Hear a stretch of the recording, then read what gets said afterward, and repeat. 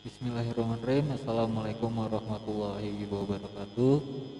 Selamat siang, salam sejahtera untuk kita semua.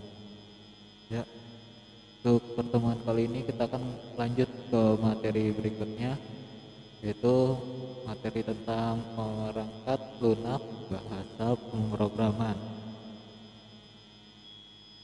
Nah, sebelumnya kita udah ngebahas masalah materi kita yang tentang logika itu, dasar dari untuk lanjut ke materi ini kita wajib paham dengan yang namanya algoritma atau logikanya. Sebelum masuk ke materi selanjutnya ini, kalian harus baca-baca lagi tentang algoritma, tentang logika di dalam pemrogramannya. Kalian harus pahami itu dulu sebelum lanjut ke materi ini. Oke. Nah, ini untuk tujuan pembelajarannya bisa menjelaskan bahasa pemrograman, compiler, interpreter, perangkat lunak, berbasis pemrograman ini. Nah, oke. Selanjutnya ada bisa menjelaskan tingkatan dalam bahasa pemrograman. Nah, selanjutnya bisa menganalisis generasi dalam bahasa pemrograman. Nah, ini cangkupan dari materi yang akan kita pelajari. Ada bahasa pemrograman, tingkat-tingkatnya, generasinya, serta perangkat lunak pemrogramannya. Mungkin ini nggak cukup untuk satu pertemuan video ini, jadi nanti saya akan memotong jadi mungkin jadi 3 video di dalam 3 pertemuan ke depan untuk satu materi ini. Nah, kita lanjut definisi bahasa pemrograman dan perangkat lunak pemrograman. Oke, bahasa pemrograman sering diistilahkan sebagai bahasa komputer atau bahasa pemrograman komputer atau bahasa program. Jadi di dalam komputer yang kalian gunakan atau sering kita gunakan itu terdapat beberapa aplikasi atau terdapat beberapa program. Nah, gunanya bahasa pemrograman apa? Gunanya untuk membuat aplikasi atau program di dalam komputer. Dari situ kita udah tahu bahasa pemrograman adalah instruksi standar untuk memerintah komputer agar mengerjakan apa yang diperintahkan oleh seorang pemrogram atau seorang penggunanya. Nah, jadi ketika kita memprogram sebuah komputer, berarti kita menyuruh komputer ini mengerjakan apa. Karena pada dasarnya komputer awalnya diciptakan pada dasarnya atau pada awalnya untuk mempermudah manusia mengerjakan perhitungan matematis. Artinya, jadi komputer ini adalah kita analogikan sebagai sebuah kotak kosong atau robot kosong yang kita perintahkan. Misalnya sebuah robot bisa kita perintahkan atau misalnya kita perintahkan untuk menghitung bangun datar ataupun perhitungan lainnya. Nah, si program ini adalah sekumpulan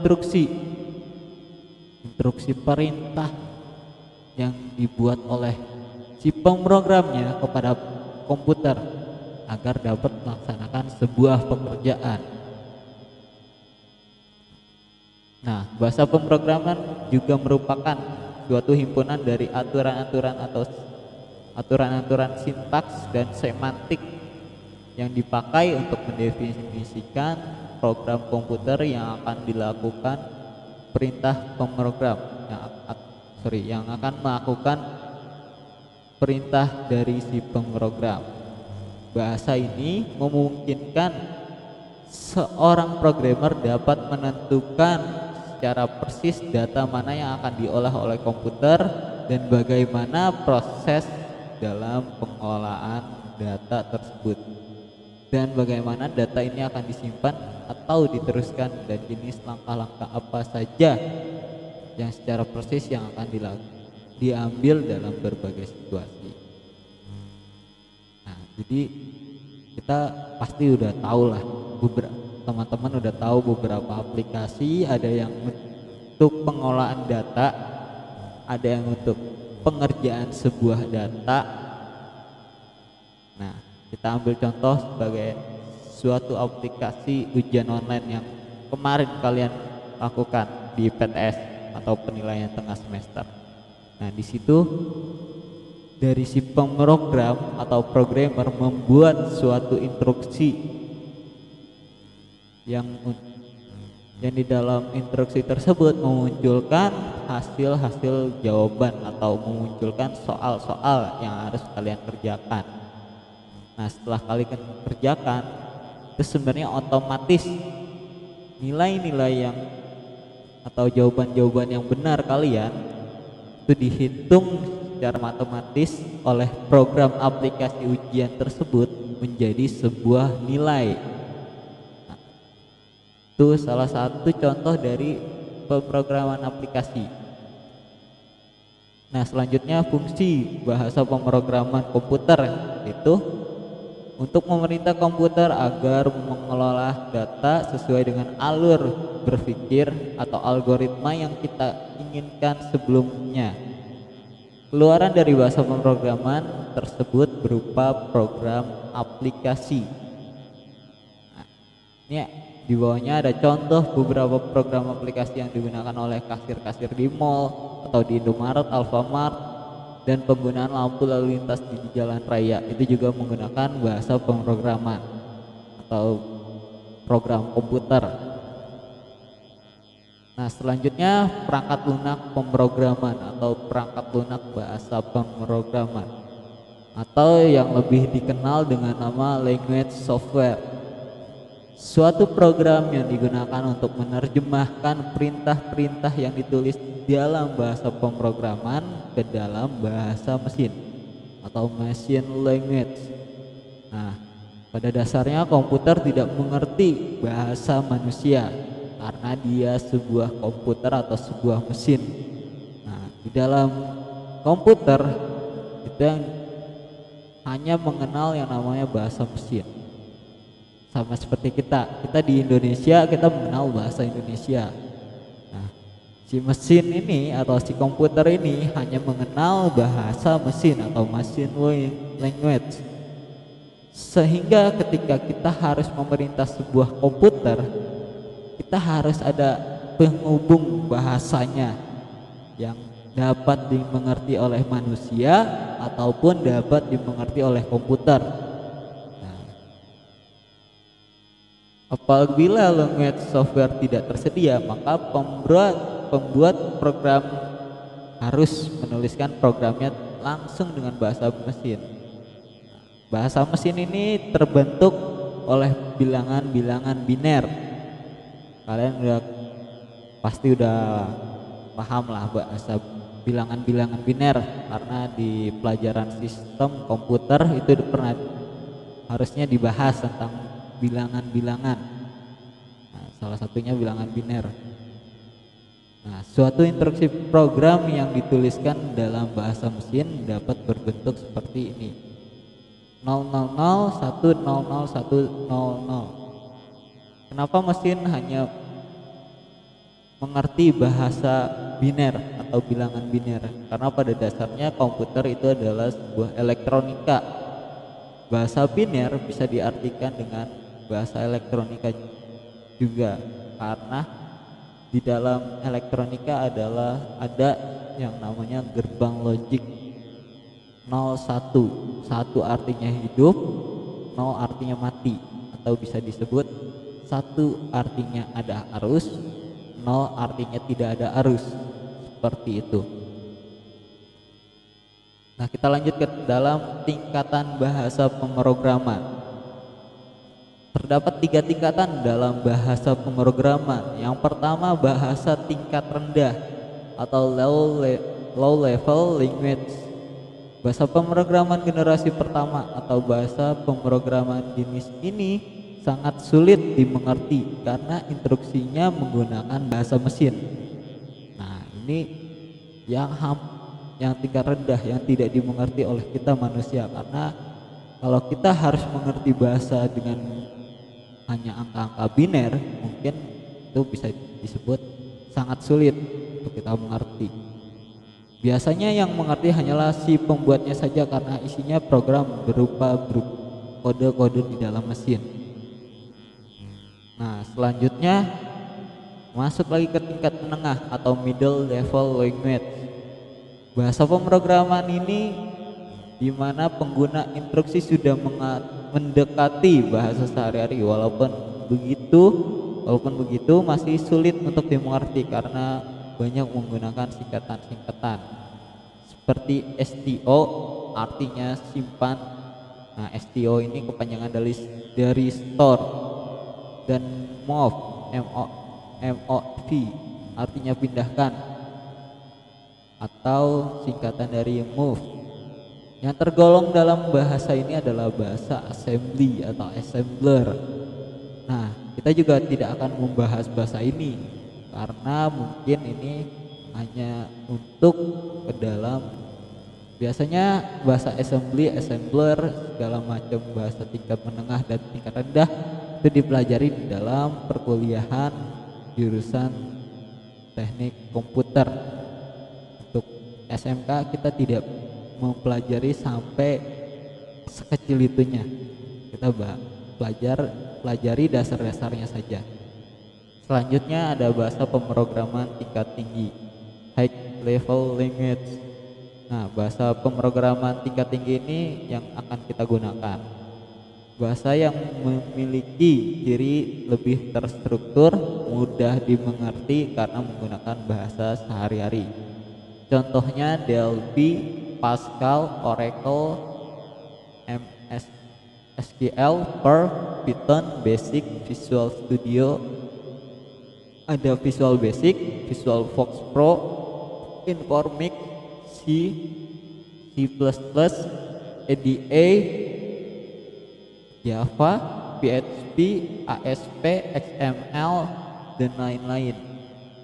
Nah, untuk bahasa seperti Java, PHP, ASP, XML biasanya digunakan untuk pemrograman berbasis aplikasi atau berbasis web, dan masih banyak lagi yang berkembang.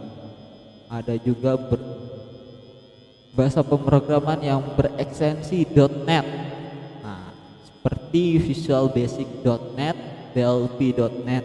Nah, kalau .NET ini biasanya dikembangkan arah berbasis internet sama berbahasa web juga, tapi akan lebih sulit menggunakan .NET biasanya. Nah, untuk yang akan kita pelajari untuk materi berikutnya kita akan mempelajari yang namanya bahasa pemrograman C dan C++.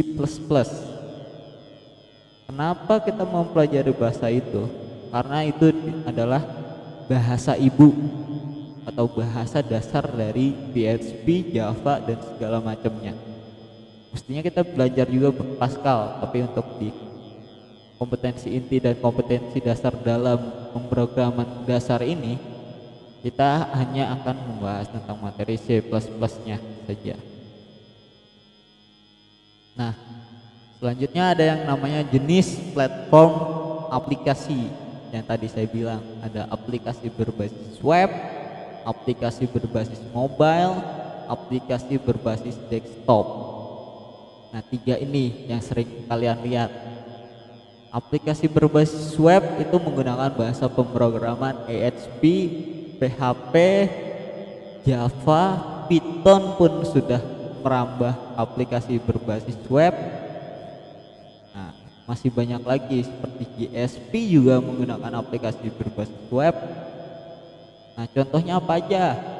Contoh aplikasi berbasis web itu seperti Facebook, terus Twitter, web-web pemerintahan, itu adalah contoh aplikasi berbasis web. Seperti yang kemarin kalian gunakan di PTS, aplikasi berbasis web, aplikasi ujian berbasis web yang digunakan dalam penilaian tengah semester online kemarin.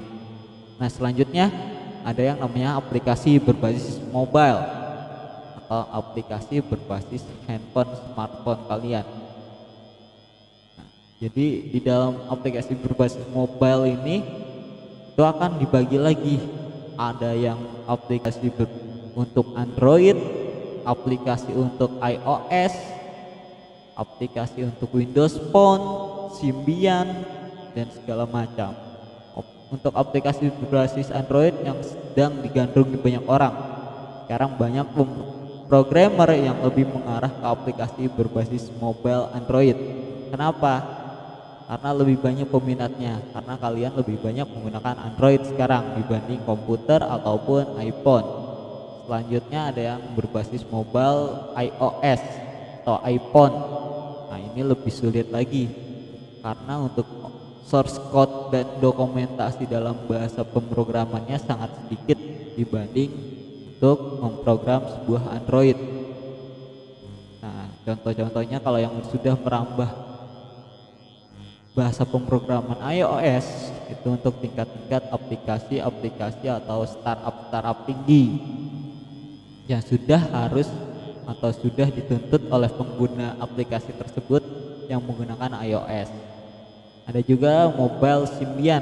Nah, ini untuk Nokia jenis lama, Nokia 3310. Nah, itu Nokia yang mungkin keluaran 2009 2010 ke bawah itu masih menggunakan yang namanya sistem operasi Symbian. Nah, ada juga yang saya sebut tadi Windows Phone. Nah, itu beberapa smartphone menggunakan sistem operasi dari Windows Phone. Nah, itu jarang digandrungi juga, hampir tenggelam bersama dengan yang namanya Symbian. Nah, selanjutnya kita akan membahas platform aplikasi berbasis desktop. Nah, ini yang sekarang juga udah mulai tenggelam karena aplikasi berbasis desktop ini tidak bisa terhubung dalam jaringan. Makanya banyak ditinggalkan oleh beberapa user dan beberapa bahasa atau programmer. Kenapa? Karena dia sudah tidak bisa terhubung dan susah di backupnya data tersebut di dalam aplikasinya. Nah, contoh dari aplikasi berbasis desktop apa sih? Nah, kalian pasti pernah lihat kasir di Alfamart yang menggunakan aplikasi untuk perhitungannya, ataupun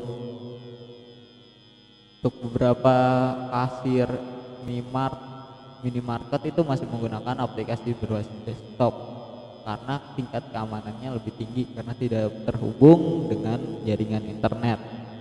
Nah, kita juga akan nanti lebih banyak menggunakan program aplikasi berbasis desktop ini. Kenapa? Karena ini dasarnya sebelum kita merambah atau sebelum kalian nantinya yang senang dengan pemrograman bisa merambah ke bahasa pemrograman berbasis web ataupun bahasa pemrograman berbasis Android. Tapi tidak akan saya bahas di pelajaran pemrograman dasar ini. Kenapa? Karena waktunya sangat terbatas sekali. Oke, selanjutnya kita akan membahas tentang generasi dalam bahasa pemrograman. Generasi pertamanya berorientasi dengan mesin, sama seperti tingkatannya low level language yang tadi tingkatannya. Tentu saja program generasi ini sangat sulit dipahami oleh orang awam dan sangat membosankan bagi si pemrogram. Pemrogram harus benar-benar menguasai operasi komputer secara teknis. Namun, bahasa generasi ini memberikan eksekusi program yang sangat cepat. Selain itu, bahasa mesin sangat bergantung pada mesin. Artinya, bahasa mesin antara satu mesin dengan mesin yang lain akan berbeda. Ini ketika kalian masih menggunakan, ini biasanya digunakan ketika komputer generasi 1 ataupun 2 ini sepertinya. Kalau kalian udah belajar tentang generasi komputer mungkin di pelajaran komputer jaringan dasar ini terdapat di generasi 2 kalau tidak salah. karena mesin komputernya masih sangat besar sekali ini. Nah, selanjutnya kita generasi kedua sama seperti yang tingkat tadi, tingkat middle menggunakan bahasa-bahasa biner, digunakan kependekan dari kata move, JNS, jam non-zero, ataupun yang tadi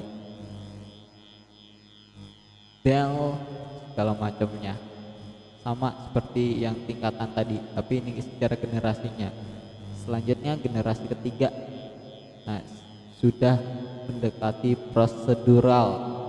Sebagai bahasa prosedural, pemrograman perlu menuliskan instruksi-instruksi secara rinci agar komputer dapat melaksanakan tugasnya. Program ditulis dengan menggunakan kata-kata yang biasa dipakai manusia seperti write untuk menampilkan sesuatu di layar, read untuk membaca data dari keyboard. Bahasa generasi ketiga ini sering kali disebut sebagai high level language disebabkan bahasa ini menggunakan kata-kata yang biasa digunakan manusia. Contohnya EDA, ALGOL, C, BASIC, COBOL, Fortran, dan Pascal. Selanjutnya bahasa pemrograman 4 dirancang untuk mengurangi pemrograman untuk mengurangi waktu si pemrogram dalam membuat program sehingga diharapkan produktivitas pemrograman jadi meningkat dan program dapat dibuat dalam waktu lebih singkat. Alhasil, bahasa pemrograman generasi keempat ini dikenal sebagai sebutan 4GL yang dapat dipakai oleh pemakai yang kurang mengetahui hal-hal teknis tentang pemrograman tanpa bantuan pemrogram profesional. Sebagai contoh, program dapat dibuat oleh program yang namanya Microsoft Access.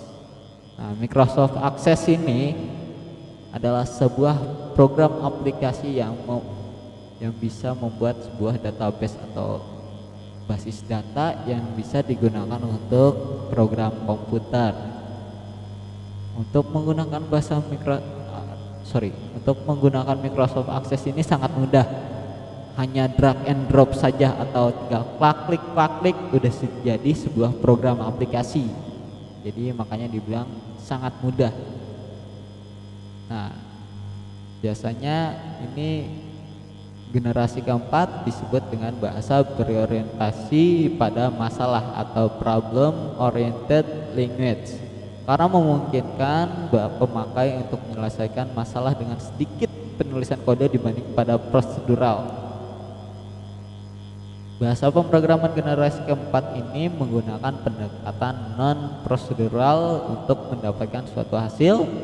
Seorang pemakai tidak perlu memberitahukan secara detail tentang bagaimana cara mendapatkannya. Oke, selanjutnya bahasa generasi kelima. Sorry, ini masih slide-nya masih keempat. Sorry, salah. Saya bikinnya lagi tidur, jadi agak ngantuk saat bikin slide-nya. Nah, merupakan kelompok bahasa-bahasa pemrograman yang ditunjukkan untuk menangani kecerdasan buatan atau artificial intelligence. Kecerdasan buatan adalah disiplin dalam ilmu komputer yang mempelajari cara komputer meniru kecerdasan manusia. Nah, jadi ada yang namanya nanti ilmu AI atau artificial intelligence. Nah, ini sangat luar biasa di dalam ilmu komputer. Kenapa? Ini yang memungkinkan komputer meniru kecerdasan dari si manusia. Contohnya nanti ada aplikasi sistem pakar.